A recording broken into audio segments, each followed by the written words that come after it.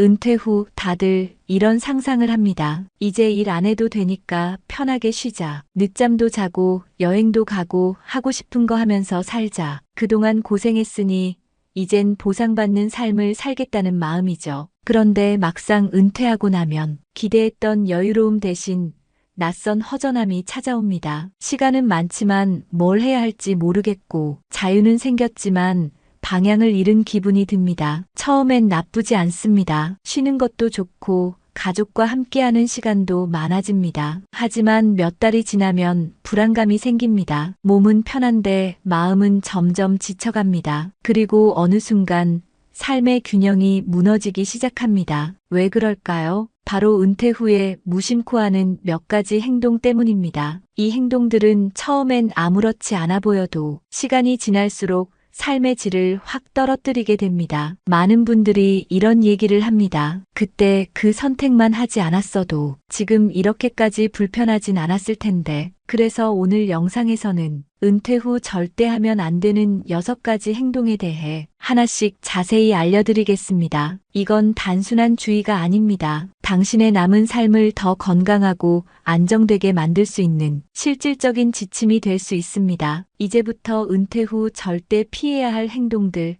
하나씩 짚어보겠습니다. 무계획한 소비는 노후를 흔들어 놓습니다. 은퇴 후에 가장 먼저 달라지는 건 소득입니다. 정기적인 월급이 끊기면 돈이 들어오는 길이 줄어듭니다. 하지만 지출은 예전처럼 계속 이어집니다. 오히려 시간이 많아지면서 소비가 늘어나는 경우도 많습니다. 여유가 생기니 여행도 가고 외식도 자주 하게 됩니다. 처음에는 그게 당연하게 느껴집니다. 수십 년 일했으니 이 정도는 써도 되겠지 하는 생각이 듭니다. 그런데 문제는 그 여유가 오래가지 않는다는 겁니다. 몇 달 사이에 수백만 원씩 줄어든 통장을 보고 나서야 그제서야 불안감이 찾아오기 시작합니다. 예산을 정하지 않은 소비는 통제하기 어렵습니다. 작은 지출도 쌓이면 큰 금액이 됩니다. 특히 현금보다 카드로 쓰면 더 쉽게 씁니다. 집에서 시간을 보내다 보면 온라인 쇼핑도 늘어납니다. 이건 단순한 소비가 아니라 습관이 됩니다. 소비 습관이 한번 무너지면 되돌리기 어렵습니다. 그래서 은퇴 직후가 가장 중요합니다. 그 시기에 습관을 바로 잡아야 이후가 편해집니다. 매달 얼마를 쓸지 계획을 세우는 게 기본입니다. 생활비,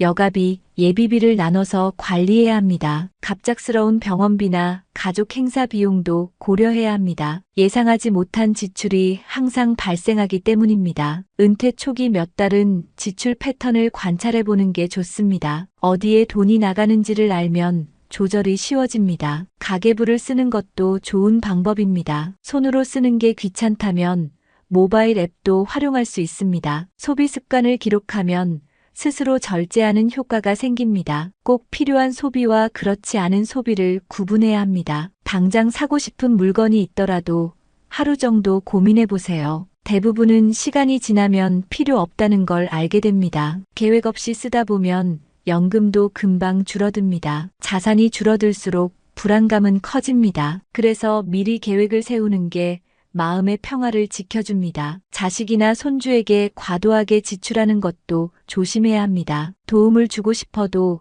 내 형편을 먼저 고려해야 합니다. 지나친 소비는 가족 간의 갈등을 만들 수도 있습니다. 사소한 비용도 반복되면 부담이 됩니다. 한 달에 몇만 원이라도 줄이면 1년이면 큰 돈입니다. 꼭 써야 할 돈과 쓰지 않아도 될 돈을 구분하는 습관이 필요합니다. 충동 구매를 줄이는 것도 하나의 절약입니다. 광고나 지인의 말에 휘둘리지 않도록 조심해야 합니다. 은퇴 후에는 지키는 소비가 더 중요합니다. 돈을 모으기보다 잘 유지하는 게 더 어렵습니다. 여유가 있을 때 더 신중해야 합니다. 돈이 넉넉하다고 방심하면 안 됩니다. 언제든 예상치 못한 상황이 올 수 있기 때문입니다. 지금의 선택이 몇 년 후 삶을 바꿉니다. 즐겁게 쓰는 것도 좋지만 계획 속에서 써야 합니다. 계획된 소비는 스트레스를 줄이고 만족을 높여줍니다. 결국 돈은 얼마나 버느냐보다 어떻게 쓰느냐가 중요합니다. 은퇴 후에는 자연스럽게 가족과 함께하는 시간이 많아집니다. 처음엔 그 시간이 소중하게 느껴집니다. 그러나 점점 기대가 커지면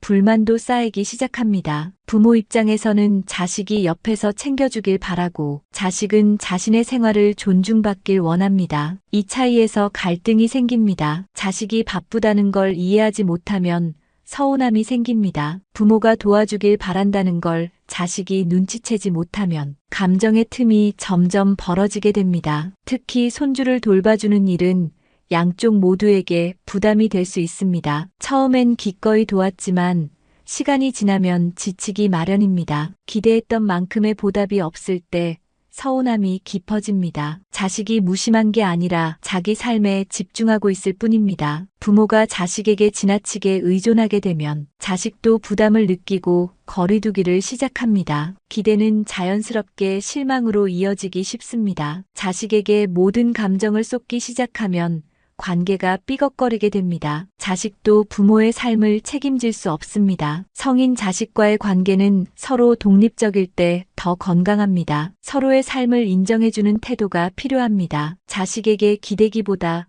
내 삶을 먼저 채워야 합니다. 자식에게 연락이 없다고 섭섭해하지 않아야 합니다. 기다림보다 먼저 이해가 필요한 시기입니다. 자식과 갈등이 생기면 먼저 차분하게 대화를 시도해 보세요. 마음을 담아 그땐 이런 기분이었어 라고 말해보는 것도 좋습니다. 감정을 쌓아두지 말고 부드럽게 표현하는 연습이 필요합니다. 자식은 부모의 불만보다 따뜻한 마음에 더 쉽게 반응합니다. 사소한 말 한마디가 서로의 상처를 풀 수 있습니다. 자식의 선택을 존중하면 자식도 부모의 입장을 이해합니다. 적당한 거리두기가 오히려 관계를 지켜줍니다. 자식에게 모든 걸 털어놓기보다 친구나 취미로 감정을 나누세요. 자식과의 관계는 서로의 부담이 아니어야 합니다. 자식에게서 얻는 위로보다 스스로 위로할 줄 아는 여유가 필요합니다. 삶의 중심을 가족에게만 두면 불안정해집니다. 다양한 인간관계가 은퇴 후 삶의 균형을 만들어줍니다. 자식이 결혼을 하고 가정을 꾸렸다면 그 가정을 존중해주세요. 며느리나 사위와의 관계에서도 기대보다는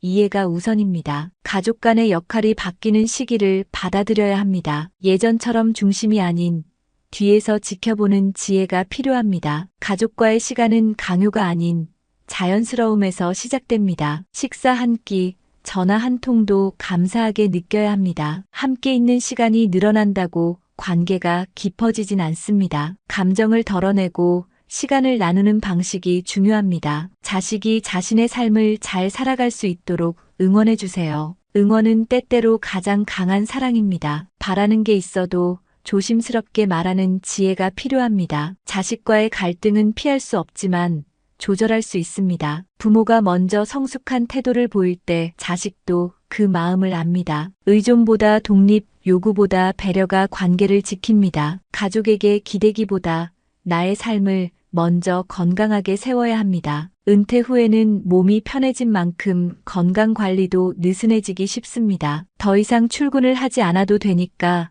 긴장이 풀리는 겁니다. 그러나 긴장이 풀리는 그 순간부터 몸은 서서히 무너집니다. 젊을 때처럼 무리해도 괜찮지 않습니다. 오히려 나이가 들수록 조금만 방심해도 금방 티가 납니다. 건강은 한순간에 무너지는 게 아니라 매일 조금씩 무너집니다. 그래서 은퇴 직후가 건강 관리의 골든 타임입니다. 병원에 가는 것을 미루지 마세요. 통증이 가벼워도 반드시 진료를 받아보는 습관이 필요합니다. 나이 들어서 병을 키우는 이유는 대부분 귀찮아서입니다. 건강검진은 매년 받는 것이 좋습니다. 몸에 이상이 없을 때 검진을 해야 예방이 됩니다. 정기검진이 귀찮다고 피하면 병이 생긴 후엔 훨씬 더 번거로워집니다. 가벼운 통증도 반복되면 반드시 원인을 찾아야 합니다. 병원 진료는 시간과 돈이 아니라 생명을 지키는 일입니다. 운동도 반드시 계획적으로 해야 합니다. 처음부터 무리하면 오히려 다치기 쉽습니다. 꾸준하고 가벼운 운동이 가장 좋습니다. 매일 30분 걷는 습관만으로도 건강은 많이 달라집니다. 운동은 기분을 좋게 하고 수면에도 도움을 줍니다. 하루 종일 집안에만 있으면 몸도 마음도 무거워집니다. 햇볕을 쬐고 바람을 느끼는 것만으로도 활력이 생깁니다. 운동은 반드시 실천이 동반되어야 효과가 있습니다. 어떤 운동이든 지속하는 게 가장 중요합니다. 헬스장보다 가까운 공원이나 집 앞 산책길부터 시작하세요. 음식도 조심해야 합니다. 나이가 들수록 소화 기능이 떨어지기 때문에 양보다 질이 중요합니다. 자극적인 음식은 줄이고 천천히 오래 씹는 습관이 필요합니다. 과식은 피하고 일정한 시간에 식사하는 게 좋습니다. 건강은 식습관에서 먼저 시작됩니다. 수면도 놓쳐서는 안 됩니다. 늦게 자고 늦게 일어나는 생활이 반복되면 몸이 금방 무너집니다. 일정한 수면 리듬이 면역력을 높여줍니다. 잠을 잘 자는 것이 곧 건강입니다. 스트레스도 조절해야 합니다. 은퇴 후 갑자기 역할이 사라지면 공허함이 생깁니다. 그 공허함이 우울이나 무기력으로 이어질 수 있습니다. 스트레스를 털어낼 방법을 미리 준비해 두는 것이 좋습니다. 가벼운 취미나 친구와의 만남이 큰 도움이 됩니다. 마음 건강도 몸 건강만큼 중요합니다. 웃을 일이 없더라도 일부러 웃는 연습을 해보세요. 웃음은 실제로 면역력을 높이고 스트레스를 줄입니다. 건강을 지키는 건 특별한 일이 아닙니다. 매일 조금씩 나를 돌보는 태도에서 시작됩니다. 건강이 무너지면 자유는 사라집니다. 하고 싶은 일이 있어도 몸이 안 따라주면 아무 소용이 없습니다. 건강은 삶의 기반입니다. 지금 아무 증상이 없어도 오늘부터 관리를 시작해야 합니다. 나중에 후회하지 않으려면 지금부터 실천해야 합니다. 은퇴 후 자유롭게 살고 싶다면 가장 먼저 건강부터 챙기세요. 은퇴 후 시간이 많아지면 자연스럽게 TV나 스마트폰을 자주 보게 됩니다. 처음엔 심심함을 달래기 위한 선택이지만 점점 습관이 됩니다. 하루 종일 리모컨을 손에 들고 있는 자신을 발견할 때가 있습니다. 뉴스 보고 드라마 보고 유튜브도 몇 시간씩 보게 됩니다. 스마트폰은 손에 붙은 듯 떨어지질 않습니다. 시간 가는 줄 모르고 보다 보면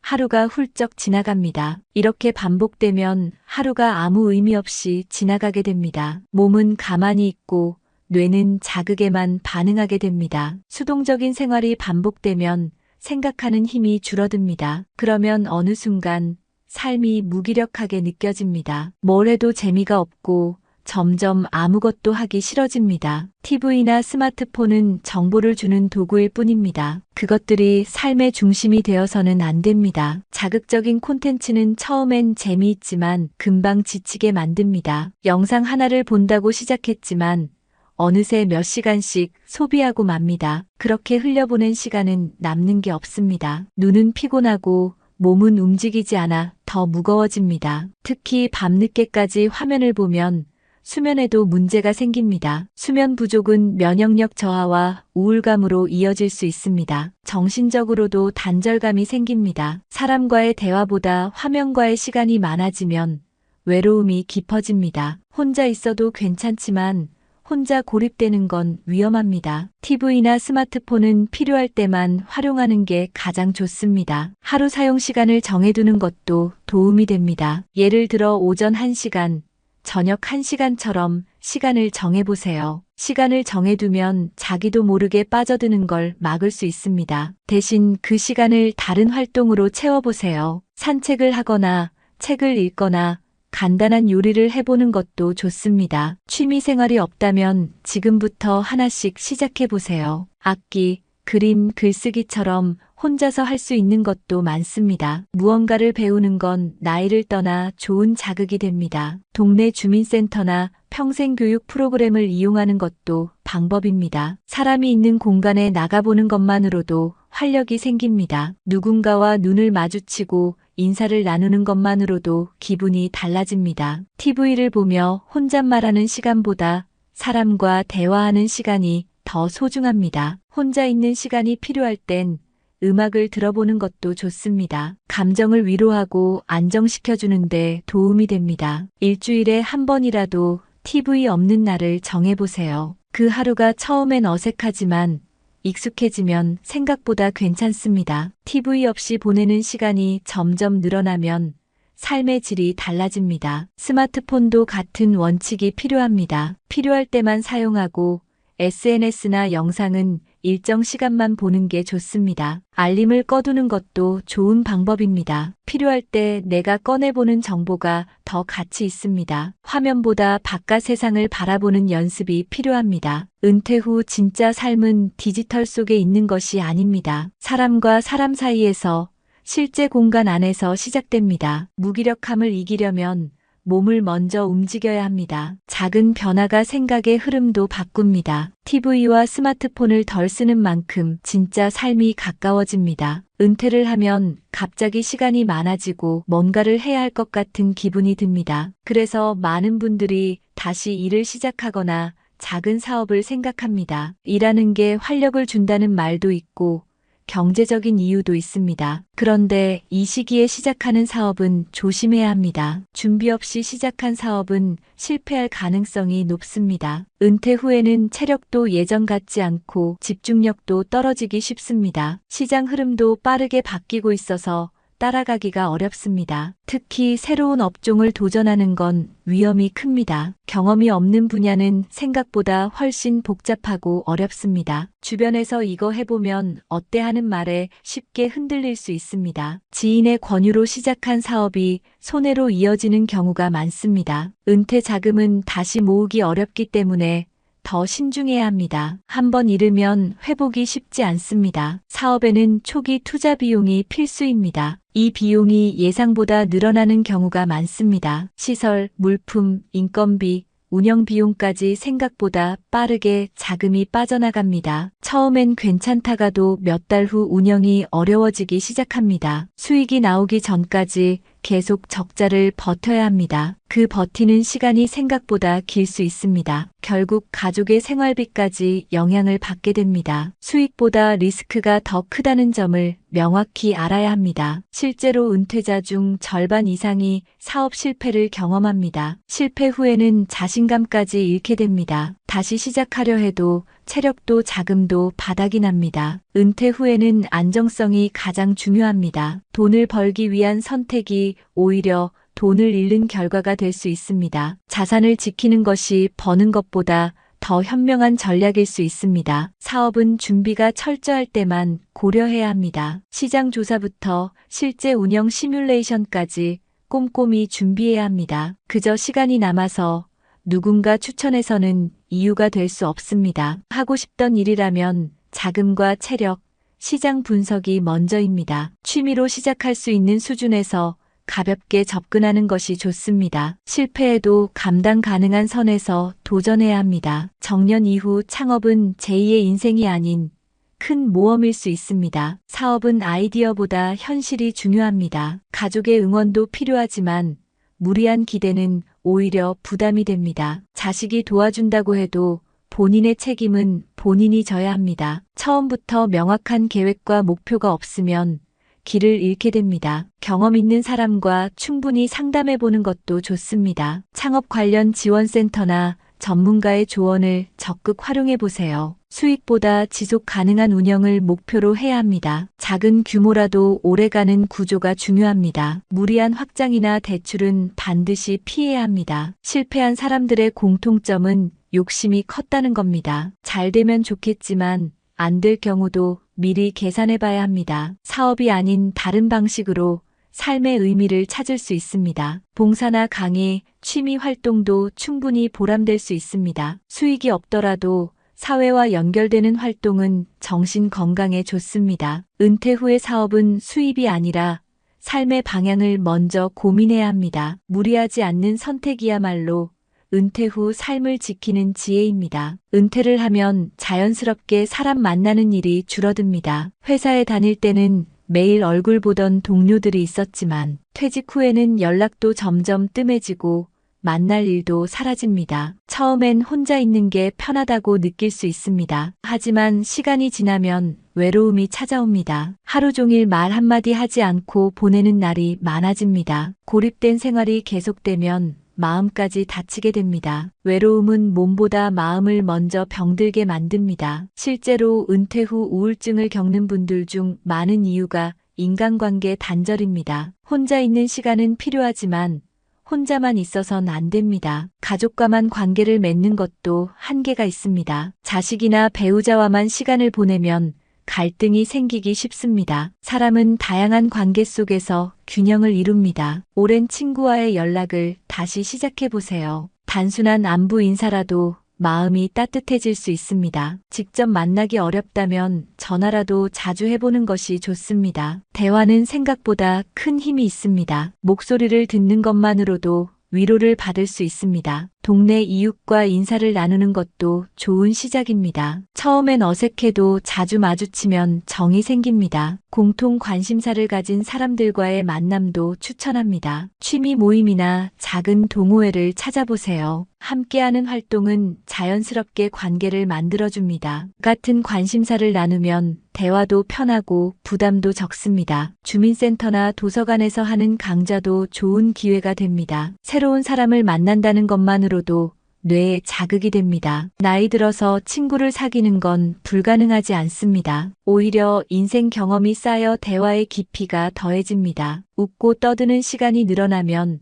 몸도 마음도 건강해집니다. 누군가의 이야기를 들어주는 것도 좋은 관계의 시작입니다. 내가 먼저 다가가는 용기가 필요합니다. 상대도 나처럼 외롭고 누군가와 연결되고 싶을 수 있습니다. 거창한 모임이 아니어도 됩니다. 커피 한 잔 나누는 시간도 소중한 만남입니다. 혼자서 밥을 먹는 것보다 둘이 나누는 한 끼가 더 따뜻합니다. 관계는 크기보다 깊이가 중요합니다. 오래 알고 지낸 한 사람과의 대화가 큰 힘이 됩니다. 직접 만나지 못하더라도 마음을 나눌 수 있습니다. 편지를 써보는 것도 좋은 방법입니다. 손글씨로 전하는 진심은 받는 사람의 마음을 움직입니다. 너무 바빠서 연락을 못했던 사람에게 용기 내어 연락해보세요. 때로는 한 통의 전화가 인생을 바꾸기도 합니다. 관계를 만들고 유지하는 건 노력이 필요합니다. 하지만 그 노력은 반드시 보답받게 됩니다. 정을 나누는 사람은 외롭지 않습니다. 사람이 있다는 건 삶에 온기가 있다는 뜻입니다. 작은 관심과 따뜻한 마음이 사람을 이어줍니다. 은퇴 후 진짜 자산은 사람이 남아있는 삶입니다. 사람과 연결될수록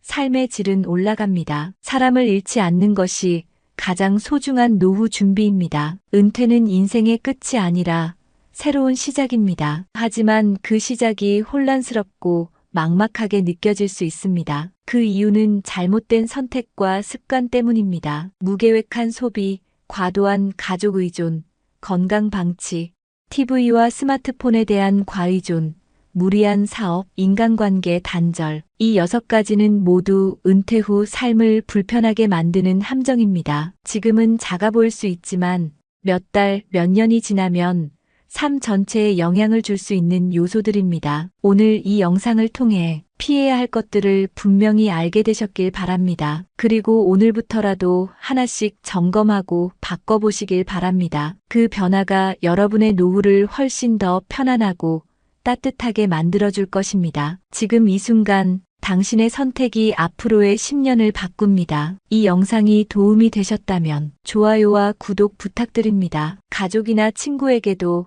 꼭 공유해주세요. 그리고 오늘 영상에서 가장 공감된 부분이 무엇인지 댓글로 남겨주세요. 또 은퇴 후 꼭 피해야 할 행동이라고 생각하는 게 있다면 함께 나눠주세요. 함께 이야기 나누면서 더 나은 인생을 만들어가요. 감사합니다.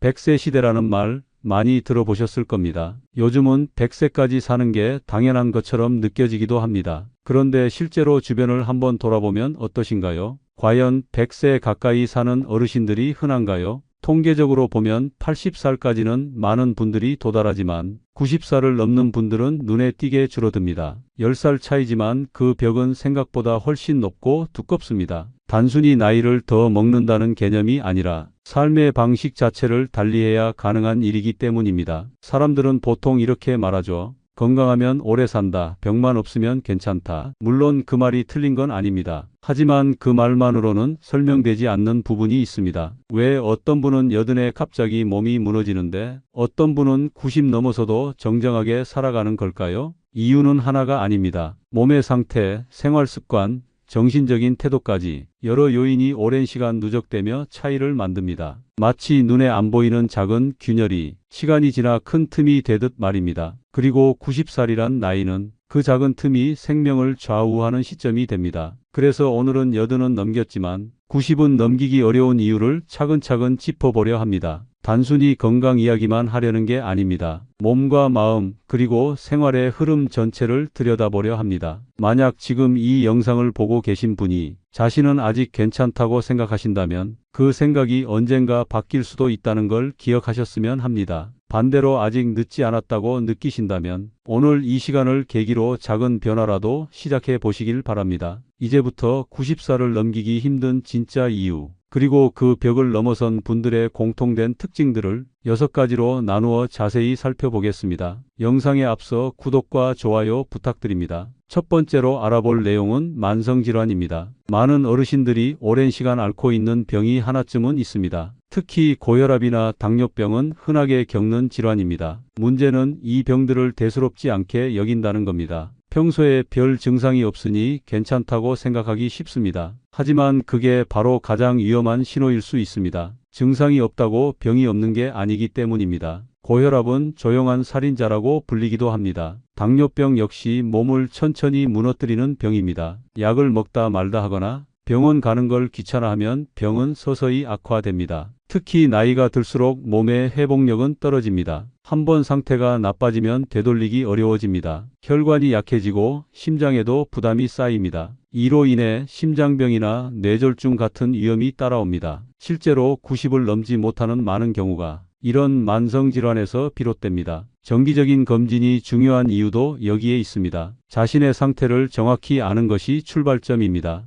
또 하나 중요한 건 약을 꾸준히 복용하는 습관입니다. 몸 상태가 좋아졌다고 멋대로 끊는 경우가 많습니다. 그렇게 방심하다가 갑작스럽게 큰 위기를 맞기도 합니다. 특히 여름이나 겨울처럼 기온 변화가 심할 때 혈압이나 혈당이 급격히 변하면서 위험이 커집니다. 그래서 날씨에 따라 조절하는 능력도 중요합니다. 음식을 통한 관리도 빼놓을 수 없습니다. 단맛이 없으면 밥맛도 없다는 분들 많지만 당뇨가 있는 분에겐 치명적일 수 있습니다. 짜게 먹는 습관도 혈압에 나쁜 영향을 줍니다. 식습관을 바꾸는 건 쉽지 않지만 천천히 줄여나가면 충분히 가능합니다. 가족이나 주변 사람들의 도움이 필요할 수도 있습니다. 하지만 결국 가장 중요한 건 본인의 의지입니다. 병은 남이 고쳐주는 게 아니라 스스로 관리하는 겁니다. 건강을 관리하지 않으면 90까지 버티기 어렵다는 것 꼭 기억하셔야 합니다. 두 번째는 근육량 감소와 낙상입니다. 나이가 들수록 몸에서 가장 먼저 줄어드는 것이 바로 근육입니다. 특별히 병이 없어도 움직임이 둔해지는 이유가 여기에 있습니다. 근육은 단순히 힘만 주는 게 아니라 몸 전체의 균형을 잡아줍니다. 그래서 근육이 줄면 넘어지기 쉬워집니다. 낙상, 즉 넘어짐은 노인에게 아주 큰 위험이 됩니다. 단순히 무릎을 다치는 정도가 아니라 골절로 이어지는 경우가 많습니다.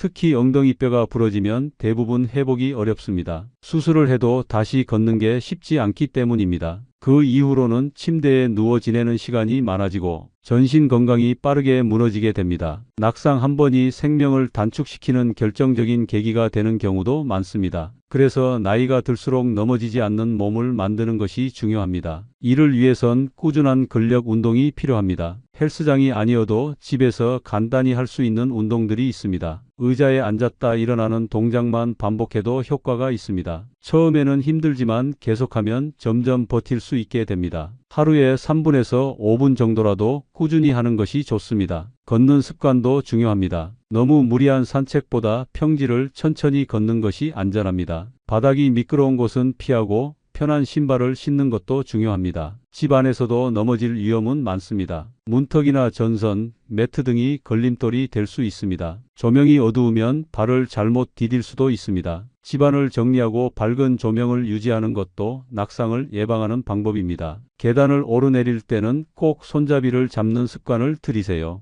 욕실처럼 물기가 많은 곳은 특히 조심해야 합니다. 미끄럼 방지 매트를 사용하는 것도 좋은 방법입니다. 균형 감각을 유지하는 훈련도 필요합니다. 한 발로 잠깐씩 서보는 동작만 해도 큰 도움이 됩니다. 처음에는 옆에 벽을 잡고 연습하면 안전합니다. 나이가 들어도 근육은 충분히 유지할 수 있습니다. 다만 의지를 가지고 꾸준히 관리해야만 가능합니다. 몸이 움직여야 마음도 활기를 띱니다. 결국 오래 사는 사람들은 걷고 움직이는 사람이 많습니다. 하루에 조금씩만 움직여도 90살을 준비하는데 큰 힘이 됩니다. 세 번째는 인지 저하와 치매입니다. 나이가 들면 누구나 기억력이 조금씩 떨어지기 시작합니다. 이름이 잘 생각나지 않거나 물건 둔 곳을 잊는 일은 흔한 일입니다. 이런 현상을 단순히 노화라고 생각하고 넘기는 경우가 많습니다. 하지만 그저 나이 탓이라고만 하기엔 위험한 부분이 있습니다. 치매는 처음에는 아주 작은 변화로 시작됩니다. 말수가 줄거나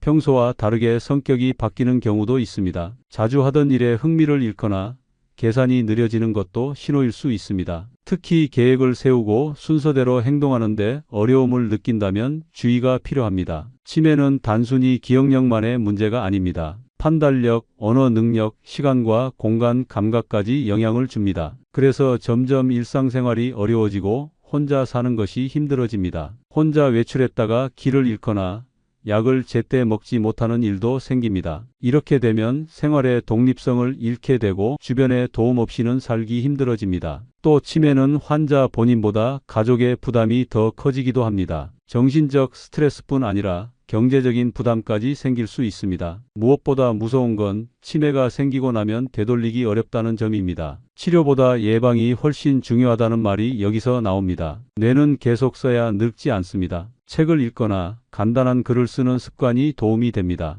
낯선 길을 찾아가는 활동도 뇌에 자극이 됩니다. 하루 한 번이라도 뇌를 사용하는 시간을 만드는 게 좋습니다. 또한 새로운 사람과 대화하는 것도 뇌 건강에 좋습니다. 같은 사람과만 대화하다 보면 자극이 줄어들기 때문입니다. 노후의 취미 활동이 중요한 이유도 바로 여기에 있습니다. 그림 그리기나 악기 연주 같은 손을 쓰는 활동도 좋습니다. 손과 뇌는 연결돼 있어서 함께 발달합니다. 또한 적당한 운동도 뇌 건강에 영향을 줍니다. 몸을 움직이면 혈액순환이 잘 되고 뇌에도 산소가 잘 공급됩니다. 충분한 수면도 매우 중요합니다. 뇌는 자는 동안 정보를 정리하고 회복합니다. 반대로 수면이 부족하면 기억력과 집중력이 빠르게 떨어질 수 있습니다. 당연한 듯 보이는 기본 생활이 치매 예방의 핵심입니다. 한번 나빠지면 회복이 어려운 뇌 건강, 지금부터라도 관리해야 합니다. 혼자 있는 시간을 줄이고 사람들과 자주 대화하세요. 대화를 나누는 그 순간에도 뇌는 활발하게 움직이고 있다는 걸 기억해 주세요. 네 번째는 사회적 고립과 우울증입니다. 나이가 들수록 혼자 지내는 시간이 길어지는 경우가 많습니다. 자녀들이 집을 떠나고 배우자나 친구들이 하나둘 세상을 떠나기도 합니다. 그러다 보면 자연스럽게 대화할 기회가 줄어들게 됩니다. 혼자 있는 시간이 길어질수록 마음속에도 빈 공간이 생깁니다. 이런 외로움은 단순한 기분 문제가 아닙니다. 실제로 건강에 직접적인 영향을 줄 수 있습니다. 사회적 고립은 심장병,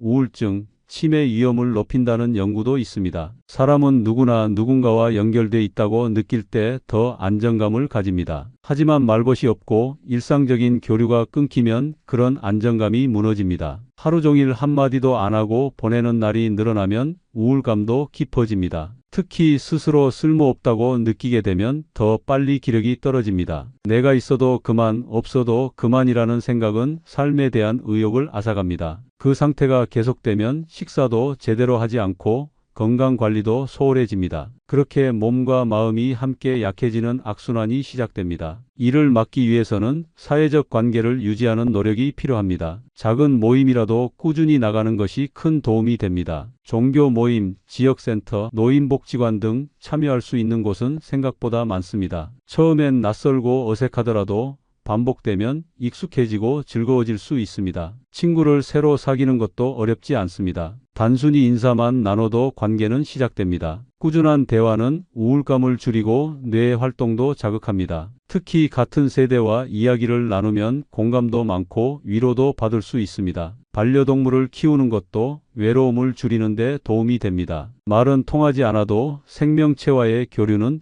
마음을 따뜻하게 만듭니다. 일주일에 한두 번이라도 가족과 통화하는 습관도 좋습니다. 짧은 통화라도 서로의 안부를 묻는 것은 큰 힘이 됩니다. 스마트폰을 어렵게 느끼는 분들도 있지만 조금만 배우면 충분히 쓸 수 있습니다. 문자 메시지, 영상 통화 같은 기능은 생각보다 쉽게 익힐 수 있습니다. 세상과의 연결을 유지하는 것은 기술이 아니라 마음의 문을 여는 일입니다. 누구와도 대화하지 않고 지내는 날이 늘어날수록 건강은 나빠질 수 있습니다. 스스로 먼저 연락하고 인사하는 습관을 가지는 것이 좋습니다. 사람이 사람을 살게 한다는 말은 결코 과장이 아닙니다. 나이가 들수록 혼자보다는 함께하는 삶이 더 중요해집니다. 말 한마디가 건강을 지키는 약이 될 수 있다는 걸 기억해야 합니다. 오늘 하루 누군가에게 먼저 안부를 물어보는 것도 좋은 시작이 될 수 있습니다. 다섯 번째는 영양 불균형과 체력 저하입니다. 나이가 들수록 식욕이 줄고 음식의 양도 자연스럽게 줄어듭니다. 하지만 먹는 양이 줄었다고 해서 영양까지 줄어들어서는 안 됩니다. 몸을 유지하는 데 필요한 영양소는 여전히 필요하기 때문입니다. 특히 단백질은 나이가 들수록 더 중요해집니다. 근육을 유지하고 면역력을 지키는데 단백질이 큰 역할을 합니다. 밥만 잘 먹는다고 건강해지는 건 아닙니다. 반찬 없이 밥만 드시는 어르신들이 많은데 그건 영양적으로 불균형한 식사입니다. 매 끼니 고기나 생선, 두부 같은 단백질이 들어가야 합니다. 치아가 약해져서 고기를 꺼리는 경우도 많지만 부드럽게 조리하면 충분히 섭취할 수 있습니다. 삶거나 찌는 방식으로 부드럽게 만든 음식이 좋습니다. 단백질이 부족하면 근육이 빠르게 줄어들고 체력이 떨어집니다. 체력이 떨어지면 쉽게 지치고 움직이기도 힘들어집니다. 또 하나 중요한 건 수분 섭취입니다. 나이가 들면 갈증을 잘 느끼지 않아 물을 적게 마시는 경우가 많습니다. 그러나 몸속 수분이 부족하면 피로감이 심해지고 소화도 잘 안 됩니다. 심하면 변비, 어지럼증, 심장 이상까지 올 수 있습니다. 하루에 6잔에서 8잔 정도는 꼭 마시는 습관이 필요합니다. 맹물 대신 따뜻한 차나 국물로 대체해도 괜찮습니다. 제철 과일과 채소를 꾸준히 먹는 것도 좋은 방법입니다. 비타민과 섬유질이 풍부해 면역력과 소화에 도움이 됩니다. 너무 짜거나 자극적인 음식은 피하는 것이 좋습니다. 짠 음식을 많이 먹으면 혈압이 오르고 신장에도 무리가 갑니다. 적절한 간으로 만든 집밥이 가장 이상적인 식사입니다. 하루 3끼를 규칙적으로 챙기는 것도 중요합니다. 식사를 거르다 보면 영양이 부족해지고 기운이 빠집니다. 특히 아침을 거르는 분들이 많은데 간단하게라도 꼭 챙기는 것이 좋습니다. 바나나나 삶은 달걀처럼 간편한 음식도 충분히 영향을 줄 수 있습니다. 너무 적게 먹는 것도 문제지만 한 번에 과식하는 것도 좋지 않습니다. 소화 능력이 떨어진 상태에서는 적당한 양을 나눠 먹는 것이 효과적입니다. 건강보조제를 드시는 분들도 있는데 식사로 부족한 영양을 보충하는 수준이어야 합니다. 무조건 많은 걸 먹는다고 건강해지는 건 아닙니다. 몸에 필요한 걸 적절히 공급해 주는 게 핵심입니다. 식사를 제대로 챙기면 기운도 나고 일상생활도 훨씬 수월해집니다. 잘 먹고 잘 움직이는 것만큼 기본적이면서 중요한 것도 없습니다. 영양은 하루하루 쌓이며 체력의 밑바탕이 된다는 걸 기억해 두세요. 6번째는 꾸준한 생활 습관의 부재입니다. 나이가 들수록 규칙적인 생활이 더 중요해집니다. 하지만 많은 분들이 특별한 일정 없이 하루를 보내는 경우가 많습니다. 잠자는 시간, 식사 시간, 운동 시간 모두 들쭉날쭉하면 몸이 금방 피곤해집니다. 특히 수면 습관이 불규칙하면 면역력도 쉽게 떨어질 수 있습니다. 밤에 자주 깨거나 새벽에 너무 일찍 일어나는 것도 문제입니다. 잠이 부족하면 기억력과 집중력도 함께 떨어집니다. 규칙적인 수면은 뇌 건강뿐 아니라 체력 유지에도 매우 중요합니다. 아침에는 일정한 시간에 일어나 햇볕을 쬐는 것이 도움이 됩니다.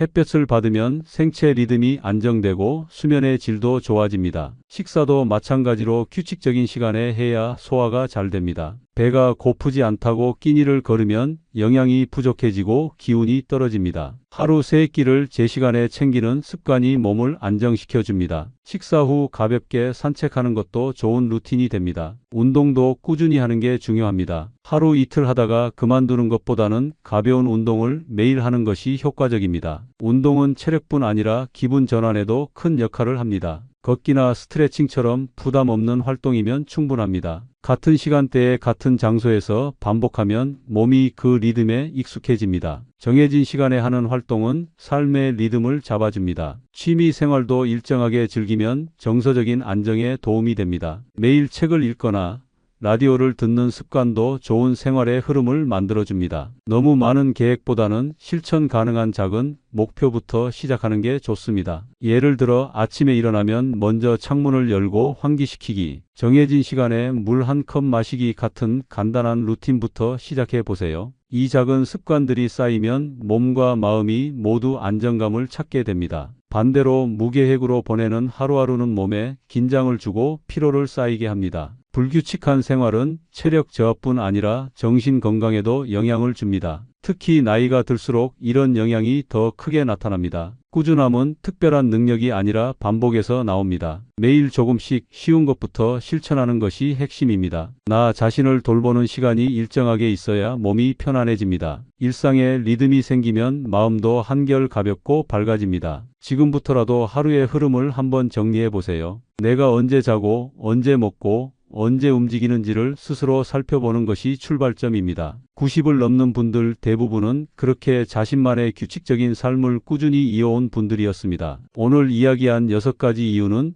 단순히 의학적인 지식이 아닙니다. 실제로 90을 넘기지 못하는 수많은 사례를 통해 확인된 현실입니다. 나이가 들수록 살아가는데 필요한 조건은 더 까다로워집니다. 몸이 버티는 힘, 마음이 지탱하는 힘, 그리고 사람 사이의 연결이 모두 필요합니다. 80에서 90까지는 단순히 10살의 차이가 아닙니다. 그 사이에는 평생의 습관과 태도가 만들어낸 결과가 담겨 있습니다. 건강검진을 미루고 약을 제멋대로 먹고 식사와 수면을 제때 챙기지 않으면 몸은 조용히 무너지기 시작합니다. 주변 사람과의 관계가 끊어지고 마음이 다치고 움직이지 않게 되면 삶의 기운도 함께 약해집니다. 90을 넘은 분들은 특별한 비결이 있었던 게 아닙니다. 단지 기본을 꾸준히 지켜온 분들이었습니다. 매일 규칙적으로 자고 일어나고 소식이라도 꾸준히 챙겨 먹고 천천히라도 걸으며 사람들과 인사 나누던 일상이 결국 그들을 오래 살게 만든 힘이었습니다. 누구나 나이를 먹습니다. 그러나 모두가 건강하게 나이 들 수 있는 것은 아닙니다. 그 차이는 하루하루 어떻게 사느냐에서 생깁니다. 그래서 오늘부터라도 하나씩 바꿔보셨으면 합니다. 정해진 시간에 약을 챙기고 한두 사람에게 먼저 안부를 물어보세요. 3분이라도 스트레칭을 해보시고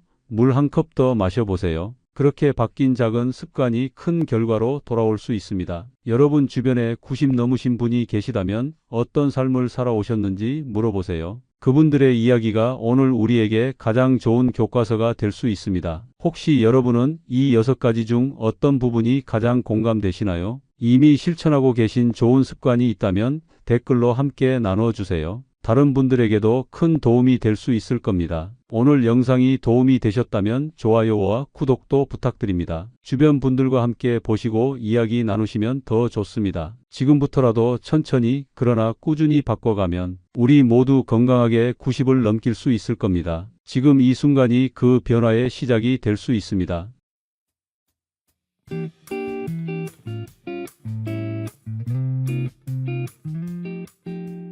식사 후에 딱히 뭘 안 했는데도 몸이 자주 불편하셨던 적 있으신가요? 소화가 안 되거나 속이 답답한 경험 있으셨을 겁니다. 그 원인이 의외로 사소한 습관 때문일 수 있다는 사실 알고 계셨나요? 많은 분들이 식사 후에 무심코 하는 행동들이 오히려 건강을 해치고 있다는 사실을 모르고 계십니다. 특히 70대 이후에는 위장 기능도 떨어지고 혈관도 약해져서 더 위험할 수 있습니다. 그런데 이런 습관들이 반복되면 위나 장에 부담을 줄 뿐 아니라 심장과 혈관까지 영향을 줄 수 있습니다. 실제로 응급실에는 식후 갑작스런 통증이나 어지럼증으로 오시는 분들이 자주 있습니다. 대수롭지 않게 넘긴 행동 하나가 큰 문제로 이어지는 경우도 있죠. 보통은 식사 후에 누워서 쉬거나 커피 한 잔 마시거나 가볍게 과일 먹는 분들도 많습니다. 이 중 일부는 오히려 장기적으로 보면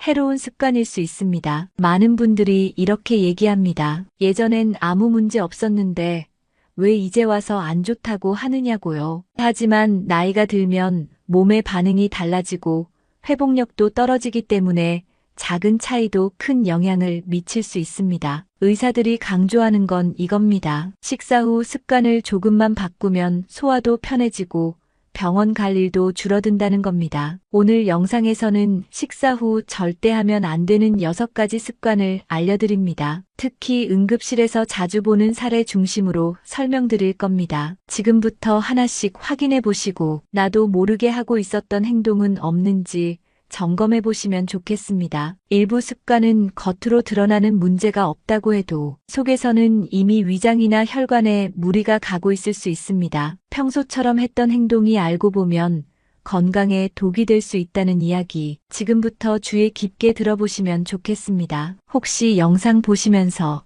저거 나도 하는데 라는 생각이 드신다면 오늘부터 바로 바꾸셔야 합니다. 건강이라는 건 결국 반복되는 작은 행동들로 만들어지는 겁니다. 밥 한 끼 먹고 바로 누운다고 당장 병이 생기진 않지만 그 행동을 매일 반복한다면 얘기가 달라집니다. 특히 위장이 약하거나 당뇨, 고혈압 등 만성질환이 있는 분들은 더 조심하셔야 합니다. 작은 습관이 큰 병을 부른다는 말, 이제는 절대 가볍게 넘기면 안 됩니다. 반대로 작은 습관을 바꾸는 것만으로도 건강이 훨씬 좋아질 수 있습니다. 영상 끝까지 보시고 오늘부터 당장 실천하실 수 있는 것 하나만이라도 가져가셨으면 좋겠습니다. 지금부터 식후에 절대 해서는 안 되는 행동 6가지를 순서대로 소개하겠습니다. 첫 번째는 너무도 많은 분들이 무심코 하는 행동입니다. 식사 후 바로 눕는 습관입니다. 밥 먹고 나면 졸리고 몸이 무겁죠. 그래서 소파나 침대에 눕는 분들이 많습니다. 하지만 이 습관이 정말 위험할 수 있습니다. 단순히 소화가 안 되는 문제가 아니라 식도나 위에 손상이 갈 수 있고 심지어 심장에까지 부담을 줄 수 있습니다. 실제로 이 습관 때문에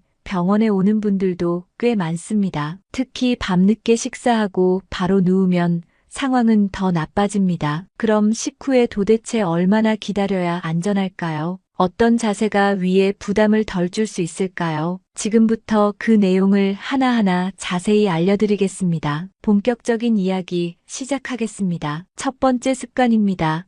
식후 바로 눕는 행동의 위험성입니다. 식사를 하고 나면 몸이 나른해지면서 자연스럽게 눕고 싶어집니다. 특히 점심이나 저녁 식사 후에는 소파에 앉거나 눕는 분들이 많습니다. 그런데 이 습관이 위 건강에 아주 좋지 않다는 사실을 아시는 분은 많지 않습니다. 식후 바로 눕게 되면 음식물이 위에서 제대로 내려가지 않고 정체되는 시간이 길어집니다. 이로 인해 위산이 식도로 역류할 가능성이 커집니다. 위산 역류는 가슴 통증, 목 이물감, 잦은 트림 등의 증상을 유발할 수 있습니다. 특히 위식도 역류 질환이 있는 분들은 절대 피해야 할 행동입니다. 위에 음식이 머문 상태에서 눕게 되면 위와 식도 사이의 밸브 기능이 약해지기 때문입니다. 그 결과 위산이 식도로 쉽게 넘어오고 점막을 손상시키게 됩니다. 단순히 불편함으로 끝나는 게 아니라 만성적인 염증으로 이어질 수 있습니다. 일부 경우에는 후두염이나 만성 기침으로까지 이어지기도 합니다. 밤에 자주 기침이 나거나 목이 칼칼한 분들은 이 습관을 의심해 봐야 합니다. 또한 식후에 눕는 습관은 소화 자체도 방해합니다. 위는 원래 중력의 도움을 받아 소화를 돕는데 누우면 이 기능이 약해져 소화가 느려지고 더부룩함을 느끼게 됩니다. 속이 자주 더부룩하고 가스가 찬 느낌이 있다면 식후 행동부터 돌아보셔야 합니다. 또한 바로 눕는 습관은 혈당 조절에도 악영향을 줄 수 있습니다. 음식 섭취 후 에너지를 제대로 소모하지 않으면 혈당이 급격히 올라가 당뇨 위험이 높아질 수 있습니다. 이런 습관이 반복되면 인슐린 저항성이 생길 가능성도 커집니다. 특히 당뇨가 있는 분들에겐 더욱 치명적일 수 있습니다. 또 한 가지 잘 알려지지 않은 문제는 심장 쪽입니다. 식후 소화 과정에서 많은 혈류가 위장으로 몰리게 됩니다. 이때 누워서 움직이지 않으면 심장 부담이 늘어날 수 있습니다. 특히 심장 기능이 약한 분들은 이로 인해 가슴 두근거림이나 호흡 곤란을 느끼기도 합니다. 식사 후에 앉아서 쉬는 건 괜찮지만 완전히 눕는 자세는 피하는 게 좋습니다. 가능하다면 등받이에 기대 앉은 상태로 휴식을 취하는 게 가장 안전합니다. 또한 식후에는 적어도 30분 정도는 누워있지 않는 것이 좋습니다. 밤에 늦게 먹고 바로 눕는 습관은 특히 더 위험합니다. 수면 중 역류성 식도염 증상이 심해지고 숙면을 방해할 수 있습니다. 심한 경우에는 수면 무호흡증처럼 밤새 뒤척이게 됩니다. 자다가 자주 깨는 분들이 있다면 식사 시간과 자세를 꼭 체크해 보셔야 합니다. 식후에 가볍게 앉아서 책을 읽거나 대화를 나누는 것도 좋은 방법입니다. 또는 식탁에 앉은 채로 10분에서 20분 정도 가만히 쉬는 것도 효과적입니다. 몸에 힘을 빼고 이완한 상태에서 천천히 소화를 기다리는 습관이 중요합니다. 무조건 바로 움직이거나 눕는 건 소화기관에 큰 부담을 줍니다. 식후 졸리더라도 바로 누우면 오히려 몸이 더 피곤해질 수 있습니다. 차라리 커튼을 열어 햇볕을 쬐며 조용히 앉아 있는 게 낫습니다. 평소보다 조금 일찍 저녁을 먹는 것도 방법입니다. 자는 시간과 식사 시간 사이를 넉넉히 두면 위에 부담이 적습니다. 실제로 위 건강을 지키는 사람들 중에는 오후 6시 전에는 식사를 마치는 분들이 많습니다. 위가 편안하면 잠도 잘 오고 아침도 가볍습니다. 하루 3끼 중 어느 때라도 식후 바로 눕는 건 좋지 않습니다. 몸이 기억하기 전에 습관부터 바꾸는 게 필요합니다. 특히 소파에서 TV를 보다가 그대로 눕는 경우가 많으니 주의하셔야 합니다. 오늘부터 식사 후에는 몸을 바로 세우고 여유를 가지는 시간을 만들어 보세요. 작은 변화지만 위 건강에 큰 차이를 가져올 수 있습니다. 이제 다음 습관으로 넘어가겠습니다. 바로 식후 흡연에 대한 이야기입니다. 식사 후 한대, 이 말 들어보신 적 있으실 겁니다. 담배 피우는 분들 중에는 식사 후가 가장 당긴다고 말하는 분들이 많습니다. 실제로도 식후 담배가 가장 맛있다는 표현까지 하시죠. 그런데 의사들은 이 습관이 매우 위험하다고 경고합니다. 특히 식후 흡연은 평소보다 훨씬 더 큰 해를 몸에 주게 됩니다. 식사 직후는 소화기관이 가장 활발하게 작동하는 시간입니다. 이때 니코틴이 들어오면 혈류와 함께 빠르게 퍼지게 됩니다. 그 결과 담배의 유해 성분이 더 넓고 깊게 영향을 미치게 됩니다. 위장 점막이 약해지고 염증을 유발할 수 있습니다. 또한 소화액 분비에도 혼란을 줘서 속이 더부룩하거나 메스꺼울 수 있습니다. 실제로 식후 담배를 피우는 사람은 위염이나 소화불량 증상을 더 자주 겪는다고 합니다. 담배는 위산을 자극해 식도 역류를 더 심하게 만들 수 있습니다. 입맛을 돋운다고 생각하지만 실상은 위장에 큰 부담을 주는 행동입니다. 또 혈관 수축 작용이 있어 식후 안정되어야 할 혈류를 억지로 막아버립니다. 그로 인해 소화기관뿐 아니라 심장과 뇌에도 영향을 줄 수 있습니다. 식후 담배는 일반 흡연보다 2배 이상 해롭다는 연구 결과도 있습니다. 니코틴 흡수가 높아지고 독성 물질이 폐로 더 빠르게 전달되기 때문입니다. 또한 산소 공급이 줄어들고 심장에 부담을 주면서 심장 질환 위험을 높입니다. 당뇨나 고혈압이 있는 사람이라면 더 큰 문제가 될 수 있습니다. 혈액순환이 방해되면 손발 저림이나 어지럼증도 동반될 수 있습니다. 식후에 담배를 피우는 습관은 호흡기 질환을 더욱 악화시킵니다. 폐포 손상이 가속화되고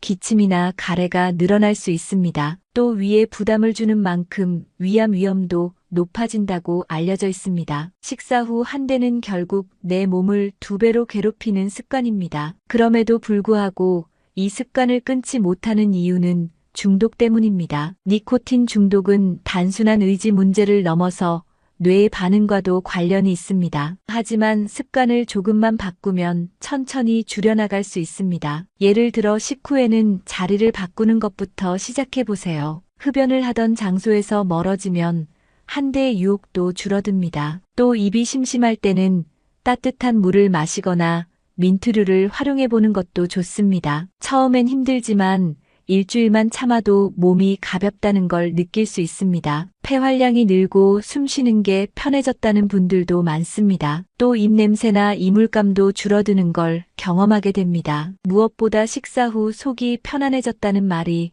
가장 많습니다. 금연을 하기로 결심했다면 주변의 지지도 큰 도움이 됩니다. 가족이나 지인에게 금연 의사를 먼저 알리는 것도 효과적입니다. 누군가 함께 응원해주는 사람만 있어도 훨씬 수월해진다고 합니다. 또 요즘은 보건소나 병원에서 금연 상담도 지원하고 있으니 활용해보세요. 약물 치료나 니코틴 대체 요법도 함께하면 성공 확률이 더 높아집니다. 완전히 끊기 어렵다면 식후 흡연부터 줄여보는 것도 좋습니다. 아침이나 점심 중 한 끼만 줄이는 것부터 시작해도 충분합니다. 식후 흡연을 줄이면 자연스럽게 하루 흡연량도 줄게 됩니다. 그 변화는 내 몸이 가장 먼저 느끼게 될 겁니다. 식후 가슴이 답답하거나 속이 쓰릴 때 그건 담배가 보내는 경고일 수도 있습니다. 건강은 잃고 나서 후회하면 너무 늦습니다. 담배 한 대가 주는 잠깐의 만족이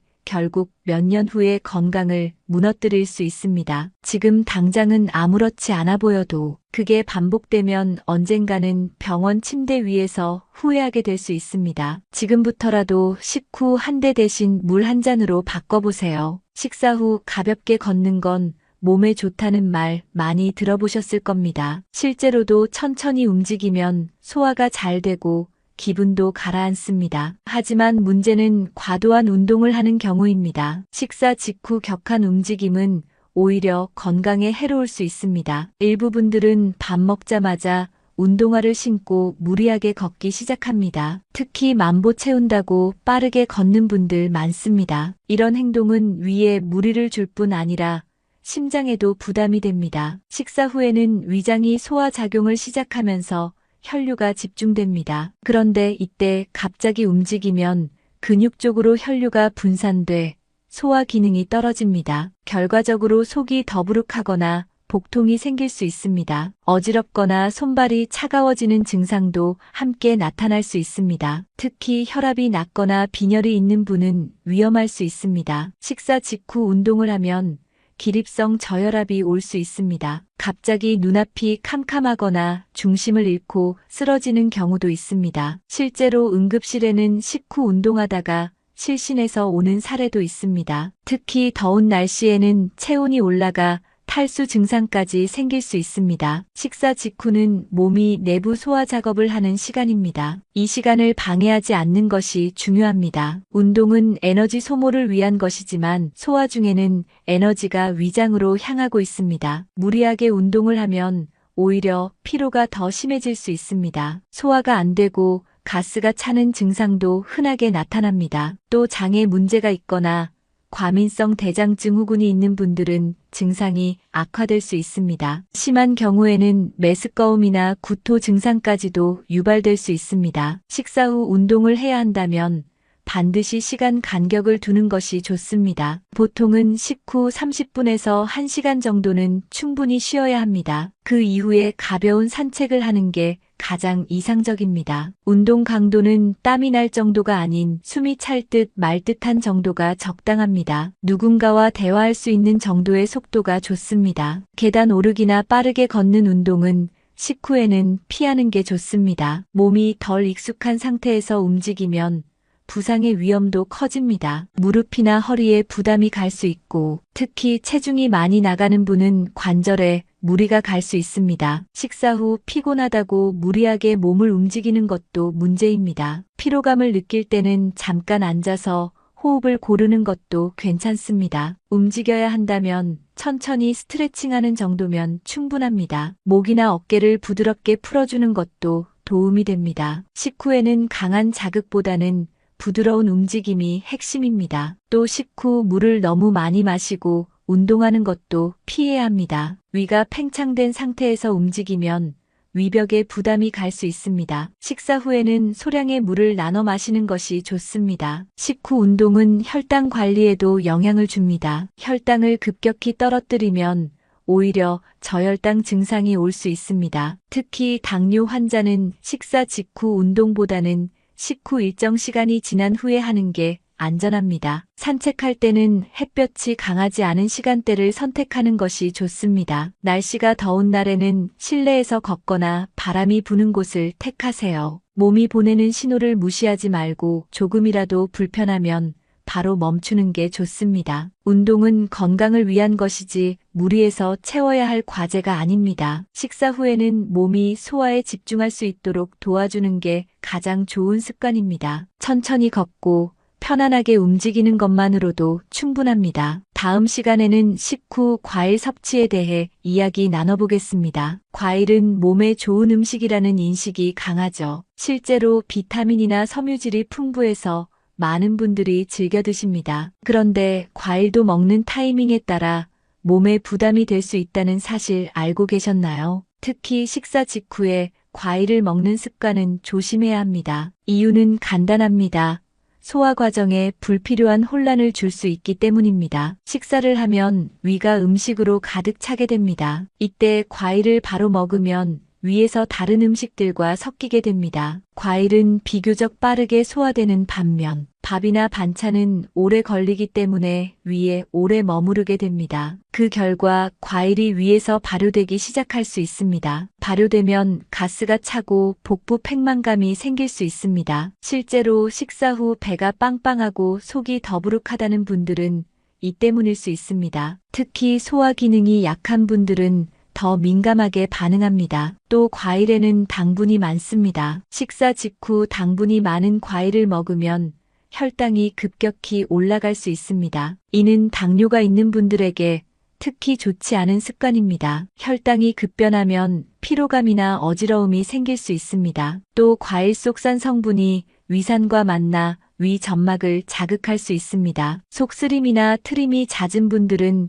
식후 과일을 피하는 게 좋습니다. 자몽이나 오렌지처럼 신맛이 강한 과일은 더 주의해야 합니다. 위가 약한 분들은 과일 하나만으로도 속이 불편해질 수 있습니다. 또 과일 중에는 장에서 발효되기 쉬운 종류도 많습니다. 특히 포도, 복숭아, 바나나처럼 당도가 높은 과일이 그렇습니다. 이 과일들은 식사 후보다 공복에 먹는 것이 훨씬 부담이 적습니다. 그렇다면 과일은 언제 먹는 것이 좋을까요? 보통 식사 전 20분에서 30분 정도 전이 이상적입니다. 이 시간에 먹으면 과일이 먼저 소화되고 위에 부담도 덜 줍니다. 또는 식사와는 별도로 간식 시간에 먹는 것도 괜찮습니다. 식사와 과일 섭취 사이에 최소한 1시간 이상은 두는 것이 좋습니다. 과일은 건강에 좋은 음식이지만 다른 음식과 함께 섭취될 때는 그 장점이 줄어들 수 있습니다. 특히 고기나 기름진 음식을 먹은 후 과일을 곁들이면 더부룩함이 심해집니다. 또 과일을 즙이나 주스로 마시는 것도 주의해야 합니다. 주스는 당분 함량이 더 높아 혈당이 빠르게 오를 수 있습니다. 식후에 과일 주스를 마시면 인슐린 분비에 큰 부담을 줄 수 있습니다. 건강을 위해서라면 과일은 천천히 꼭꼭 씹어 먹는 것이 가장 좋습니다. 또 껍질까지 먹을 수 있는 과일은 섬유질 섭취에도 도움이 됩니다. 하지만 어떤 과일이든 너무 많이 먹는 건 좋지 않습니다. 특히 식사 후에는 과일 양을 조절하는 것이 필요합니다. 한두 조각 정도가 적당하며 배가 부를 때는 피하는 게 좋습니다. 또 잦은 식후 과일 섭취는 살이 찌는 원인이 될 수도 있습니다. 당분이 많은 음식은 체내에 쌓이면 지방으로 전환되기 때문입니다. 다이어트를 하시는 분들도 식후 과일은 피하는 게 좋습니다. 밤에 과일을 먹는 습관도 좋지 않습니다. 수면 전 당분 섭취는 혈당 변동을 일으켜 숙면을 방해할 수 있습니다. 과일은 언제 어떻게 먹느냐에 따라 건강에 도움이 되기도 하고 오히려 해가 되기도 한다는 사실을 꼭 기억하셔야 합니다. 오늘부터는 식사 후 과일을 잠시 미뤄보세요. 시간만 조절해도 속이 한결 편해지고 몸도 가벼워질 수 있습니다. 다음은 식후 커피 마시는 습관에 대해 말씀드리겠습니다. 밥을 먹고 나면 졸음이 몰려올 때가 많습니다. 그래서 많은 분들이 식사 후 바로 커피를 찾습니다. 특히 직장에서는 점심 먹고 커피 한 잔이 일상이죠. 집에서도 커피 한 잔 하면서 쉬는 걸 좋아하시는 분들도 많습니다. 그런데 식사 직후 커피 마시는 습관이 건강에는 그리 좋지 않을 수 있습니다. 식후 위장이 소화를 시작할 때 커피가 들어가면 위에 부담을 줄 수 있기 때문입니다. 특히 위산이 과도하게 분비돼 속쓰림이나 복통이 생기기 쉽습니다. 커피는 원래 위산을 자극하는 성분이 있습니다. 공복에 마셔도 속이 쓰린 분들이 많은데 식후에도 예외는 아닙니다. 특히 자극적인 음식과 함께 커피를 마시면 위 점막 손상이 더 클 수 있습니다. 평소 위염이나 소화불량이 있는 분들은 더 민감하게 반응할 수 있습니다. 또 커피에 포함된 카페인은 철분 흡수를 방해하는 성분으로 알려져 있습니다. 식사 후 철분이 풍부한 음식을 먹은 경우 바로 커피를 마시면 그 철분이 몸에 잘 흡수되지 않을 수 있습니다. 특히 여성이나 빈혈이 있는 분들은 이 점을 꼭 주의해야 합니다. 식사 후에는 몸이 영양분을 흡수하는 과정이 중요한 시간입니다. 이때 커피가 들어오면 방해가 될 수 있습니다. 또한 커피는 이뇨작용을 촉진하는데 식사 후 수분을 제대로 흡수하기 전에 배출이 늘어나면 탈수를 유발할 수 있습니다. 입이 마르거나 머리가 띵한 느낌을 자주 겪는 분들은 커피가 원인일 수 있습니다. 또 커피를 너무 자주 마시면 카페인에 대한 의존도도 높아집니다. 이로 인해 피곤할 때마다 커피를 찾게 되는 악순환이 생깁니다. 식사 후 졸음이 오는 건 자연스러운 반응입니다. 혈액이 소화기관으로 몰리면서 뇌의 활동이 잠시 줄어들기 때문입니다. 이럴 때는 커피보다 잠깐 쉬어주는 것이 훨씬 건강한 방법입니다. 햇볕을 쬐며 가볍게 산책하거나 깊은 호흡을 하면서 몸을 느긋하게 풀어보는 것이 좋습니다. 그래도 커피가 꼭 필요하다면 시간을 조금 조절해 보세요. 식후 바로가 아니라 1시간 정도 지난 후가 적절한 시간입니다. 위장이 어느 정도 소화를 시작한 뒤에 마시는 게 부담이 덜합니다. 또 커피 양도 중요합니다. 진하게 탄 커피는 위에 더 큰 자극을 줄 수 있습니다. 연하게 마시거나 우유를 조금 넣는 것도 방법입니다. 따뜻한 커피보다는 미지근한 온도가 위장에는 덜 자극적입니다. 하루 커피 섭취는 한두 잔 정도가 적당합니다. 너무 자주 마시면 잠에까지 영향을 줄 수 있습니다. 특히 오후 늦게 마시는 커피는 수면을 방해하는 경우가 많습니다. 밤에 잠이 안 오는 이유 중 하나가 바로 이 카페인일 수 있습니다. 수면의 질이 떨어지면 건강에도 좋지 않은 영향을 주게 됩니다. 따라서 커피를 마시는 시간대도 잘 조절하는 것이 좋습니다. 커피 대신 따뜻한 물이나 보리차로 대체해보는 것도 괜찮습니다. 향긋한 허브차도 기분을 안정시키는 데 도움이 됩니다. 커피를 줄이면 속이 훨씬 편안해졌다는 분들이 많습니다. 몸이 덜 더부룩하고 소화도 잘 되는 걸 느낄 수 있습니다. 커피는 습관적으로 마시는 경우가 많기 때문에 처음에는 줄이기 어렵지만 조금씩 조절하면 충분히 가능합니다. 식후 바로 마시는 커피 한 잔, 그 한 잔이 내 위장을 아프게 만들 수 있다는 점 꼭 기억하셨으면 좋겠습니다. 이제 마지막 습관으로 넘어가겠습니다. 바로 식후 약 복용에 대한 이야기입니다. 약은 몸을 치료하는데 꼭 필요한 존재죠. 그런데 그 약이 잘못된 시간에 먹히면 약이 아니라 독이 될 수 있습니다. 특히 식후에 약을 바로 먹는 습관은 누구나 흔하게 하는 행동입니다. 밥 다 먹고 물 한 컵에 약을 털어 넣는 게 자연스럽게 느껴질 겁니다. 하지만 모든 약이 식사 직후에 먹어야 하는 건 아닙니다. 오히려 어떤 약은 식후 바로 먹으면 흡수가 제대로 안 되거나 위에 부담을 줄 수 있습니다. 예를 들어 일부 항생제는 공복에 먹어야 흡수가 잘 됩니다. 식사 직후 먹으면 흡수율이 떨어져 효과가 반감될 수 있습니다. 또 철분제는 식후에 먹으면 흡수가 방해될 수 있습니다. 식사 중 섭취한 칼슘이나 카페인이 철분 흡수를 억제하기 때문입니다. 반대로 위를 자극하는 약은 식후 일정 시간 이후에 먹는 게 더 안전할 수 있습니다. 대표적으로 소염진통제는 공복에 먹으면 속쓰림이나 위염을 유발할 수 있습니다. 위장이 약한 분들은 식후 1시간 정도 지나 먹는 것이 좋습니다. 또 혈압약이나 당뇨약처럼 꾸준히 먹는 약도 타이밍이 중요합니다. 하루 중 일정한 시간에 먹는 게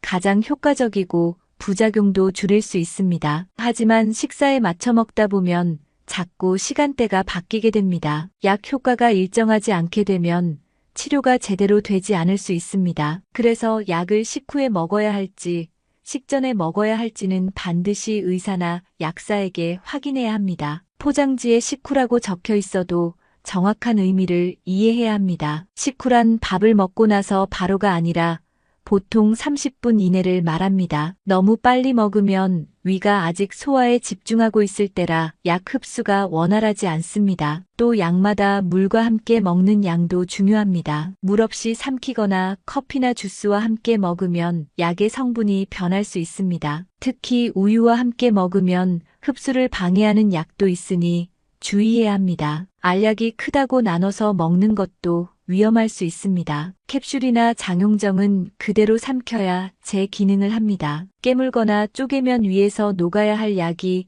입에서부터 풀릴 수 있습니다. 또 약마다 서로 부딪히면 안 되는 조합도 존재합니다. 한꺼번에 여러 가지 약을 복용하는 경우 의사와 상의 없이 임의로 조합하지 않아야 합니다. 약을 복용하면서 속이 불편하거나 어지럼증이 있을 때는 바로 중단하고 확인해야 합니다. 복용 후 증상이 이상할 경우 절대 무시하지 말고 병원에 상담받으세요. 또 약을 먹는 시간 외에 보관도 중요합니다. 습하거나 햇볕이 드는 곳에 보관하면 약 성분이 변질될 수 있습니다. 주방처럼 습한 공간보다는 서늘하고 건조한 곳에 두는 게 좋습니다. 약이 잘 안 듣는다고 용량을 늘리는 것도 절대 금물입니다. 복용량은 몸무게나 질병 상태에 따라 정해지는 것이기 때문에 조절하면 위험할 수 있습니다. 식후 복용 습관은 편리할 수 있지만 무조건 안전한 건 아닙니다. 약마다 특성이 다르고 몸 상태에 따라 반응도 다르기 때문입니다. 특히 노년기에는 약물에 대한 민감도가 높아 부작용도 커질 수 있습니다. 따라서 새로운 약을 시작할 땐 복용 시점과 방법을 반드시 확인해야 합니다. 자주 먹는 약이라도 설명서를 다시 한번 읽어보는 게 좋습니다. 의사가 식후 복용을 권할 때는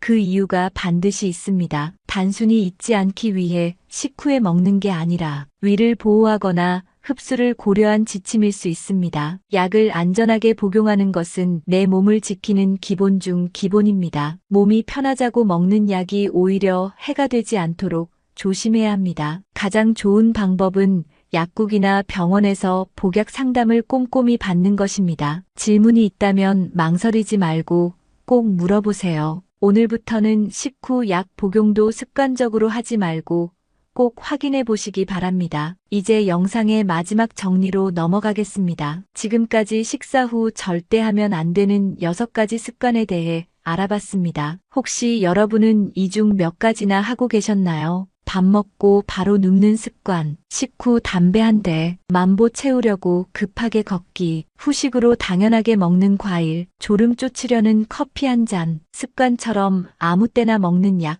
이 중 하나라도 해당된다면 오늘부터는 반드시 조심하셔야 합니다. 식사 후라는 시간은 우리 몸이 가장 민감하게 반응하는 시간입니다. 위는 소화하느라 바쁘고 혈액은 온몸으로 돌아다니며 각 기관을 돕고 있습니다. 그 중요한 시간에 잘못된 행동을 하면 몸은 금방 신호를 보냅니다. 속이 더부룩하고 가스가 차고 피곤한데도 잠이 오지 않고 약은 먹었는데도 효과가 없다고 느껴진다면 그건 몸이 보내는 경고일 수 있습니다. 건강은 절대 하루아침에 무너지지 않습니다. 반복된 습관이 조금씩 쌓여 병을 만드는 겁니다. 반대로 말하면 오늘부터 습관 하나만 바꿔도 내 몸은 금세 달라질 수 있습니다. 가장 먼저 실천하고 싶은 한 가지가 있다면 지금 떠오르는 그것부터 시작해보세요. 걷는 걸 잠시 미루고 커피를 1시간 뒤로 미루고 누우려던 걸 그냥 앉아보기만 해도 내 건강은 그만큼 지켜지고 있는 겁니다. 오늘 영상 보시면서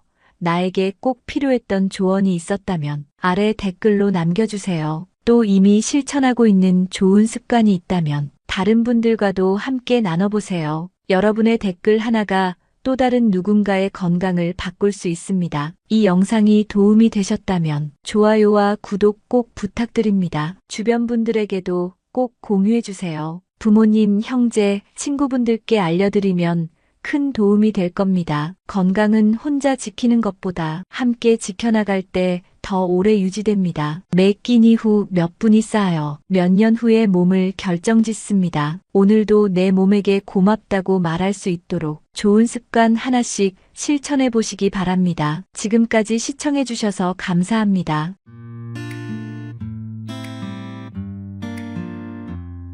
나이가 들면 시간이 많아집니다. 하지만 그 시간 어떻게 채우느냐가 정말 중요합니다. 그냥 TV만 보다 하루가 끝나버리는 날도 많습니다. 심심하고 외롭고 뭔가 허전한 기분이 드는 날도 생깁니다. 그럴 때마다 이런 생각이 들죠. 나도 무언가 취미 하나쯤 있었으면 좋겠다. 그런데 문제는 돈입니다. 문화센터도 등록하려면 돈이 들고 취미용품도 하나하나 사려면 부담스럽습니다. 그래서 결국 그냥 집에 있자로 끝나버리는 경우가 많습니다. 하지만 꼭 돈이 들어야 취미가 되는 건 아닙니다. 오히려 돈이 들지 않아서 더 꾸준히 할 수 있는 것도 많습니다. 중요한 건 재미와 꾸준함입니다. 누군가는 산책이 인생 최고의 취미라고 말하기도 합니다. 또 누군가는 하루 한 줄 글쓰기로 삶이 달라졌다고 이야기합니다. 몸을 쓰든 마음을 쓰든 나를 위한 무언가를 하는 시간이 필요합니다. 돈 없이도 충분히 의미 있고 건강에 좋은 취미들이 생각보다 많습니다. 오늘 영상에서는 바로 그런 취미 6가지를 소개해 드릴 겁니다. 특별한 장비도 필요 없고 어디로 다닐 필요도 없습니다. 그냥 일상 속에서 누구나 지금 바로 시작할 수 있는 것들입니다. 이 중에 하나라도 마음에 와닿는 게 있다면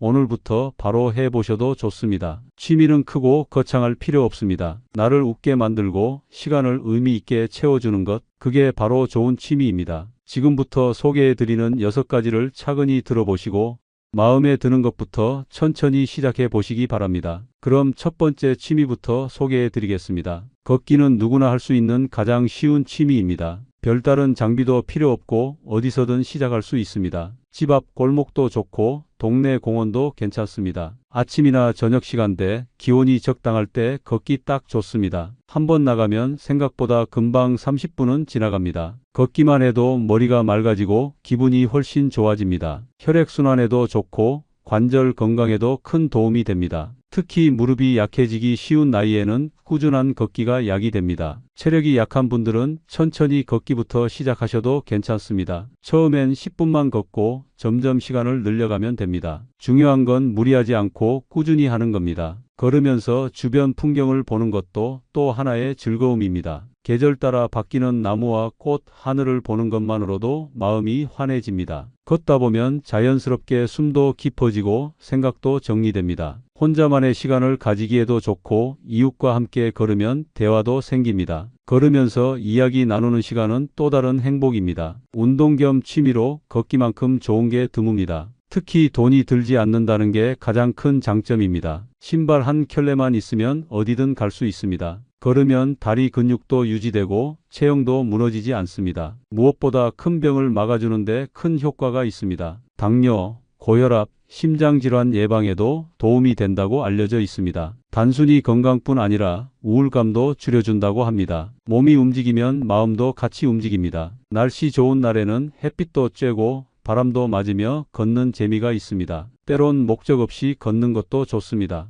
아무 생각 없이 걷다 보면 마음이 한결 편안해지기도 합니다. 걷는 루트를 정해두면 하루가 규칙적으로 흘러갑니다. 그 루틴이 노년의 생활에 큰 안정감을 줍니다. 일정한 시간에 일어나고 일정한 시간에 나가는 습관이 생깁니다. 그게 건강한 삶의 시작입니다. 또 걷기에는 특별한 기술이 필요 없습니다. 누구나 알고 있는 동작이고 반복하면 자연스럽게 몸이 따라줍니다. 시간이 지날수록 몸이 가벼워지는 걸 느낄 수 있습니다. 땀이 나고 숨이 차는 만큼 몸도 건강해집니다. 운동 효과도 좋지만 무엇보다 기분이 좋아집니다. 스트레스가 줄고 소소한 행복을 느낄 수 있습니다. 걷는 중에 음악을 듣거나 라디오를 들으며 걸어도 좋습니다. 그 자체로 힐링이 됩니다. 스마트폰으로 하루 걸음수를 체크해 보는 것도 동기부여가 됩니다. 처음엔 목표를 낮게 잡고 조금씩 늘려보세요. 3,000보에서 시작해서 5,000보, 그리고 10,000보까지 늘릴 수 있습니다. 숫자가 올라갈수록 뿌듯함도 커집니다. 그런 성취감이 다시 걷고 싶게 만듭니다. 걷기는 나이 상관없이 누구나 평생 할 수 있는 운동입니다. 몸 상태에 따라 속도와 시간을 조절하면 됩니다.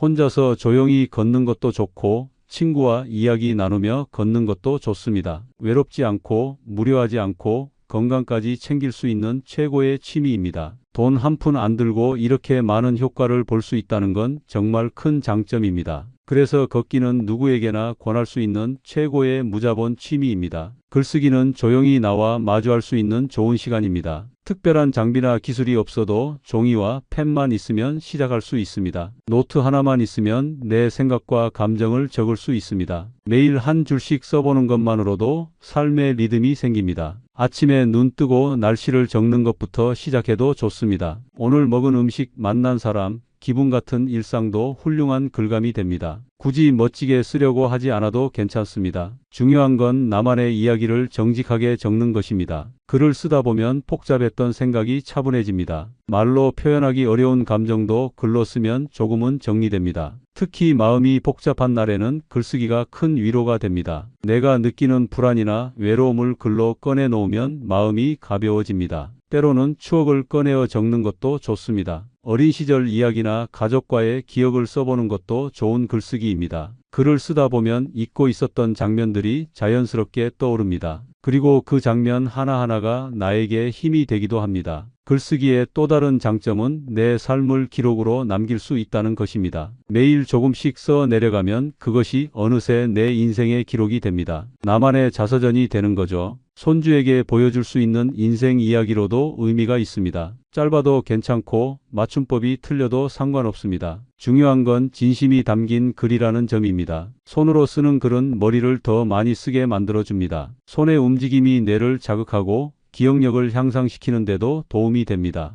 또 글을 쓰는 동안 집중하게 되니 시간도 훌쩍 지나갑니다. 심심할 틈이 줄어들고 하루가 훨씬 의미 있게 채워집니다. 마음이 흔들릴 때 글을 쓰면 감정이 정돈되는 경험을 하게 됩니다. 누군가에게 털어놓지 못한 이야기도 글 속에서는 자유롭게 말할 수 있습니다. 그래서 글쓰기는 감정 해소에도 큰 도움이 됩니다. 나를 다독이는 수단이 되는 겁니다. 그리고 내 감정과 생각을 스스로 정리하다 보면 사람과의 관계도 달라집니다. 글을 쓰면서 내가 왜 화가 났는지, 왜 서운했는지를 알게 되기도 하니까요. 그런 깨달음이 쌓이면 마음이 훨씬 넉넉해집니다. 글쓰기 습관은 하루의 시작이나 마무리에 하기 가장 좋습니다. 하루를 시작하며 오늘의 다짐을 적는 것도 좋고, 하루를 마무리하며 감사한 일을 적는 것도 참 좋습니다. 이렇게 매일 반복하다 보면 생각하는 방식도 긍정적으로 변합니다. 글을 통해 자신을 돌아보는 힘이 생기게 됩니다. 누군가는 글쓰기를 통해 우울감을 극복했다고 말합니다. 생각을 말로 하지 않고 글로 풀어내는 것만으로도 안정감이 생긴다는 겁니다. 또 인터넷을 활용하면 다른 사람과 글을 공유할 수도 있습니다. 온라인 카페나 블로그에 글을 올리면 누군가와 소통도 가능합니다. 누군가가 내 글을 읽고 공감해 줄 때 큰 기쁨을 느낄 수 있습니다. 때로는 짧은 글 한 줄로도 마음을 나눌 수 있습니다. 이런 경험들이 글쓰기를 더 즐겁게 만들어줍니다. 글은 잘 쓰기보다 진심으로 쓰는 게 더 중요합니다. 오늘의 기분, 하고 싶은 말, 지나간 기억, 이 모든 게 다 훌륭한 글감이 됩니다. 그래서 글쓰기는 돈이 들지 않고도 나를 돌볼 수 있는 좋은 방법입니다. 하루에 몇 분만 투자해도 마음이 한결 가벼워지는 걸 느끼실 수 있을 겁니다. 음악은 마음을 채워주는 소리입니다. 하루가 조용하고 심심할 때 음악을 틀어놓는 것만으로도 분위기가 달라집니다. 좋아하는 노래 한 곡만으로도 기분이 환해지는 경험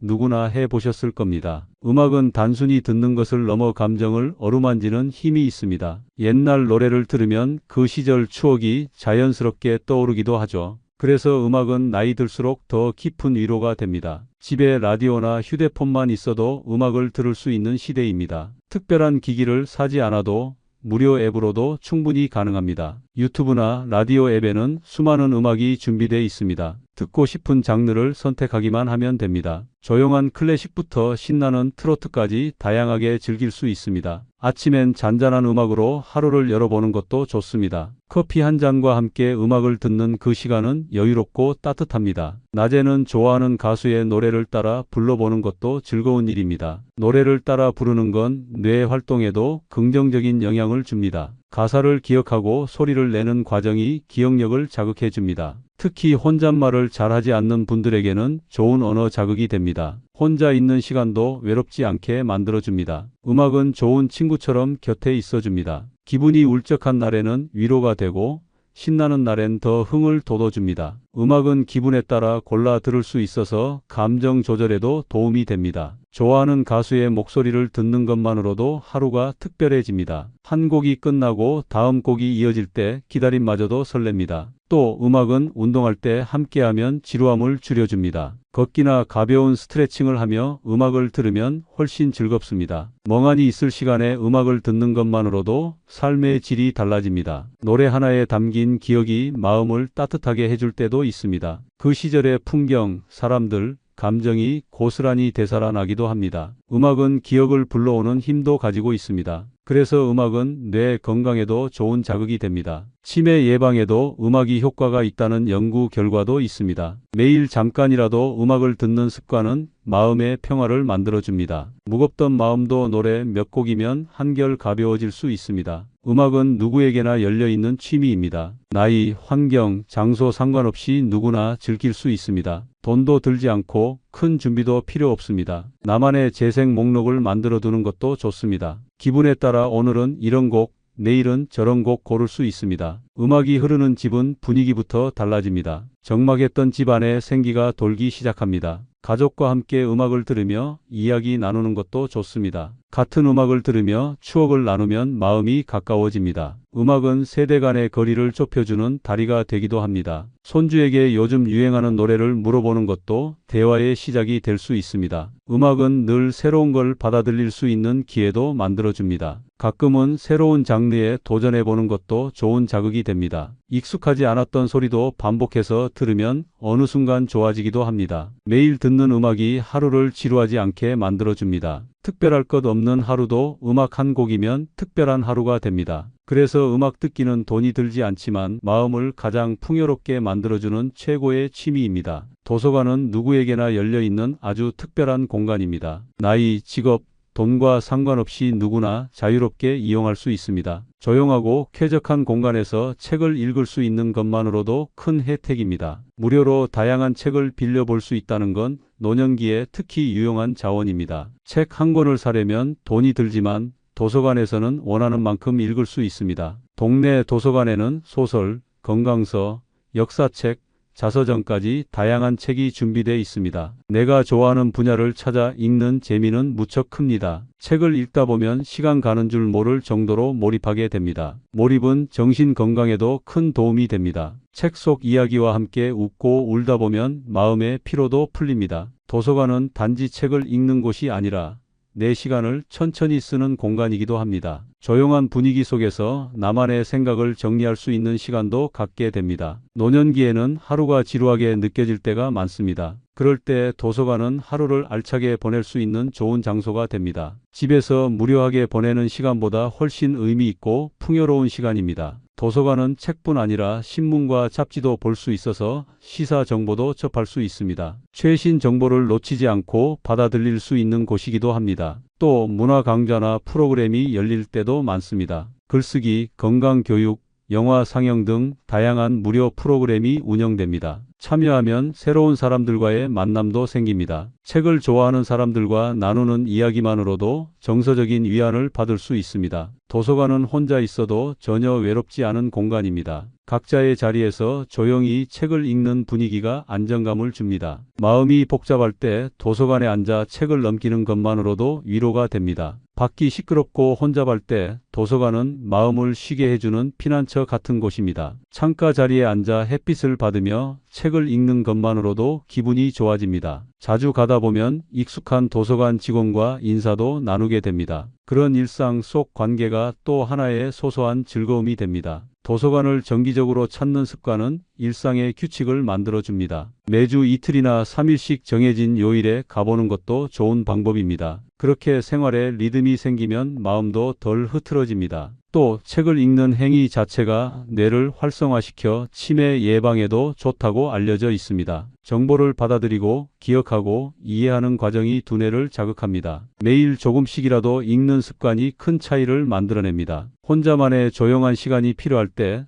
도서관은 가장 적합한 장소입니다. 책을 읽다가 문득 떠오른 생각을 메모해 보는 것도 좋은 습관입니다. 독서 후 생각을 정리하며 글쓰기로 연결하면 더욱 풍성한 시간입니다. 도서관은 또 다른 나의 방이 될 수 있습니다. 그 공간은 비용이 들지 않고 누구에게도 방해받지 않습니다. 나이 들어 어디 가기도 망설여질 때 도서관은 부담 없이 갈 수 있는 공간입니다. 외출의 이유가 되고 기분 전환의 계기가 되기도 합니다. 손에 가방 하나 들고 도서관에 가는 그 자체가 활동이 됩니다. 작은 이동도 몸과 마음을 깨워주는 데 도움을 줍니다. 읽고 싶은 책이 생기면 다음 도서관 방문이 기대되기 시작합니다. 기대가 있는 하루는 절대 지루하지 않습니다. 이렇게 도서관은 일상을 바꿔주는 조용한 친구 같은 곳입니다. 특히 돈 걱정 없이 평생 이용할 수 있는 공간이라는 점에서 더더욱 소중합니다. 오늘부터 가까운 도서관을 찾아보는 것도 좋은 시작이 될 수 있습니다. 한번 가보면 왜 많은 사람들이 도서관을 좋아하는지 알게 될 겁니다. 지식도 얻고 여유도 얻는 공간. 도서관은 노년에 꼭 필요한 취미 장소입니다. 집안일은 누구나 매일 하는 일이지만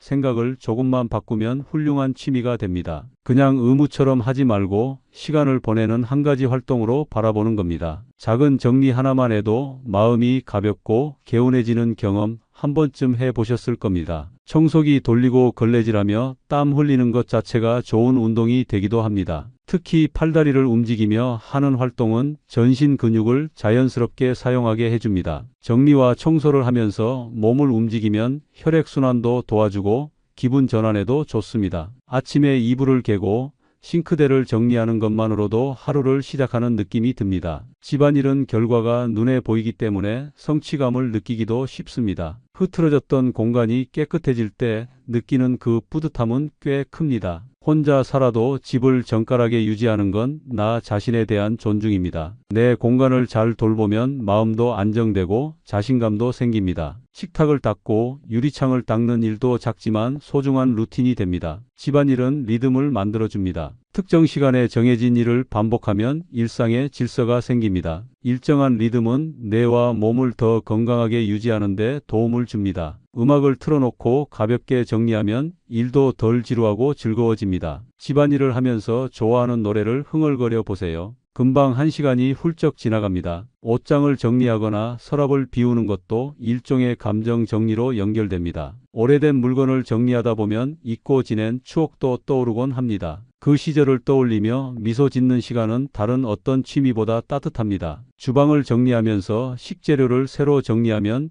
요리 아이디어도 떠오를 수 있습니다. 자연스럽게 다음 끼니가 기대되기도 합니다. 집안일을 하며 집중하면 다른 고민이 잠시 잊힐 수 있습니다. 특히 불안하거나 답답할 때 집 정리는 마음을 정리하는 데 큰 도움이 됩니다. 주변이 깨끗해지면 생각도 정돈됩니다. 움직이는 동안 호흡도 깊어지고 마음도 차분해집니다. 특히 바닥을 닦고 쓰레기를 정리하면 개운함이 크게 느껴집니다. 간단한 빨래 널기도 좋은 실내 활동이 됩니다. 손을 움직이는 반복 동작은 뇌를 자극하고 감각 기능을 유지하는 데 좋습니다. 다림질을 하면서 한 템포 쉬어가는 시간도 가질 수 있습니다. 이런 단순하고 반복적인 집안일은 명상과 비슷한 효과도 있습니다. 집안일을 끝낸 후 마시는 물 한 잔은 아주 특별한 만족을 줍니다. 힘들게만 느껴졌던 일이 기분 좋은 활동으로 바뀌는 순간입니다. 누군가와 함께하면 더 즐겁습니다. 가족과 함께 청소하거나 정리를 나누면 대화도 생깁니다. 일상이 함께하는 시간이 되는 겁니다. 집안일이 끝난 후 변화된 공간을 바라보는 것도 또 하나의 힐링입니다. 깨끗한 방, 정돈된 주방, 반짝이는 창문을 보면 마음이 뿌듯합니다. 그런 뿌듯함이 자존감을 높여주기도 합니다. 돈이 들지 않고도 나를 위한 의미 있는 시간을 만들 수 있다는 게 큰 장점입니다. 그리고 이건 누구에게나 매일 있는 기회입니다. 특별한 기술 없이도 언제든 시작할 수 있는 일입니다. 오늘 내가 정리한 방 하나가 내 마음까지 정리해 줍니다. 소파 밑 먼지를 치우는 것만으로도 개운함이 찾아옵니다. 몸을 조금만 움직이면 기분도 함께 움직입니다. 하루 한 번 집안을 돌아보는 습관은 건강과 연결됩니다. 그래서 집안일은 단순한 노동이 아닌 나를 돌보는 활동이 됩니다. 꾸준히 하다 보면 이것도 충분히 취미가 될 수 있습니다. 그래서 집안일은 돈 들이지 않고도 몸과 마음을 깨우는 최고의 생활 취미입니다. 나이가 들수록 누군가에게 도움이 되고 싶다는 마음이 커집니다. 젊을 때는 시간이 없어서 못했던 일들이 이제는 가능해지는 시기입니다. 그 중에서도 봉사활동은 돈 들이지 않고도 할 수 있는 의미 있는 활동입니다. 작은 나눔 하나가 다른 사람에게는 큰 힘이 되기도 합니다. 그리고 그 과정에서 내가 더 큰 위로와 기쁨을 얻게 되는 경우도 많습니다. 봉사는 특별한 기술이나 힘이 없어도 누구나 참여할 수 있습니다. 말벗이 되어주거나 책을 읽어주는 것만으로도 누군가에게는 큰 도움이 됩니다. 요양병원, 복지관, 작은 지역 모임에서도 많은 손길을 기다리고 있습니다. 가까운 주민센터나 도서관에 문의하면 관련 정보를 쉽게 알 수 있습니다. 직접 무언가를 하지 않더라도 집에서 할 수 있는 봉사도 점점 늘어나고 있습니다. 예를 들어 편지 쓰기나 물품 정리, 전화 상담 등 다양한 형태가 있습니다. 특히 말벗 봉사는 노년층이기에 더 잘할 수 있는 역할입니다. 비슷한 연령대의 누군가에게 진심 어린 대화를 나누는 일은 특별합니다. 서로의 이야기를 들어주는 것만으로도 치유가 됩니다. 또 봉사활동은 사회와의 연결을 느끼게 해주는 통로가 됩니다. 세상에 여전히 내가 할 수 있는 일이 있다는 감각은 삶의 에너지를 줍니다. 혼자가 아니라는 느낌을 주고 외로움도 줄여줍니다. 시간도 잘 가고 마음도 따뜻해지는 활동입니다. 내가 가진 것을 조금 나누는 일은 생각보다 어렵지 않습니다. 말 한마디, 미소 하나도 나눔이 될 수 있습니다. 작은 음식 나눔도 동네 이웃과 따뜻한 관계를 만드는 방법이 됩니다. 직접 만든 반찬을 조금 나누는 것만으로도 정이 오고 갑니다. 봉사를 통해 새로운 사람들을 만나게 되기도 합니다. 취미처럼 정기적으로 하다 보면 새로운 친구가 생기기도 합니다. 함께하는 사람들과의 대화는 또 다른 활력소가 됩니다. 때로는 봉사활동 자체가 일상의 목표가 되기도 합니다. 내가 필요한 존재라는 느낌은 큰 자존감을 줍니다. 자식이나 가족이 아닌 사회와의 관계 속에서 얻는 인정은 특별합니다. 노년기 우울감이나 무기력함을 예방하는 데도 큰 도움이 됩니다. 사람은 누구나 필요로 할 때 살아있음을 느낍니다. 봉사는 바로 그 필요한 존재라는 감각을 주는 활동입니다. 그 감각이 있으면 삶이 훨씬 단단해집니다. 건강이 허락하는 만큼 작은 것부터 시작해보면 좋습니다. 시간도 길 필요 없습니다. 일주일에 한 번, 1시간만이라도 충분합니다. 중요한 건 정기적으로 꾸준히 해보는 겁니다. 누군가에게 도움을 주는 일은 결국 나에게 더 큰 선물이 됩니다. 그런 경험을 하다 보면 내 삶이 더 풍요로워진다는 걸 느낄 수 있습니다. 봉사를 마치고 집에 돌아오는 길에 가벼운 마음이 드는 건 그런 이유입니다. 몸은 피곤할 수 있어도 마음은 오히려 더 가볍습니다. 봉사는 내 안의 따뜻함을 꺼내어 누군가에게 전해주는 일입니다. 그리고 그 따뜻함은 다시 내 안으로 돌아옵니다. 큰 일이 아니어도 괜찮습니다. 내가 할 수 있는 범위 안에서 나답게 참여하는 게 중요합니다. 봉사는 나눔이자 연결입니다. 세상과 이어져 있다는 것을 느끼게 해주는 소중한 활동입니다. 아무 대가 없이 누군가에게 손을 내민다는 건 큰 용기이자 아름다움입니다. 나눌 수 있다는 것만으로도 우리는 아직 충분히 건강한 겁니다. 오늘 하루 나눔으로 시간을 채워본다면 그 하루는 분명히 특별해질 겁니다. 그래서 봉사와 나눔은 돈 없이도 마음을 가장 풍요롭게 만들어주는 최고의 취미입니다. 오늘 영상에서는 돈 없이도 충분히 즐길 수 있는 6가지 취미를 소개해드렸습니다. 모두 어렵지 않고 지금 당장 실천할 수 있는 것들이었습니다. 걷기처럼 쉬운 활동부터 글쓰기처럼 조용히 나를 돌아볼 수 있는 시간,